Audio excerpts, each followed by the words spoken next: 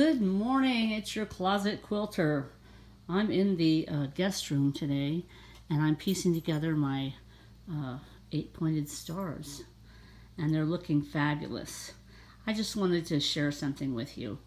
For those of you that have a fear of piecing together things, I'm going to make a video, God willing, of some tips and tricks on how to do this.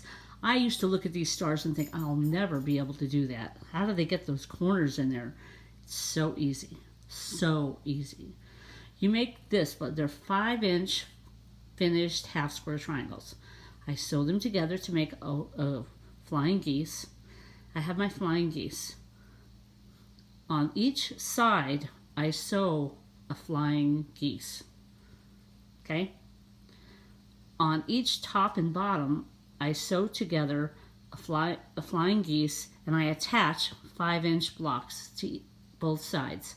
That makes the top. So when I put the top on, you have these blocks in there and you just sew across one seam. It's so easy. And this is a 9.5-inch block. Okay? And I sew these to the 9.5-inch block. Okay? So everything's based on a 5-inch block because that's my vertical quilt zone on my Cutie frame with my machine. So that's how I came up with this. So this is 4.5 inches finished, right? When it's finished, it's a 5-inch block, so 1/4 inch each side. When this is sewn together, it'll be 4.5 inches.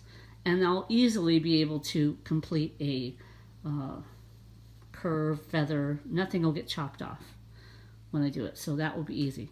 This is 9.5, so I'll quadrant it and I'll do things, or maybe not. Maybe I'll figure a way. Maybe I'll draw something in there and follow it that way.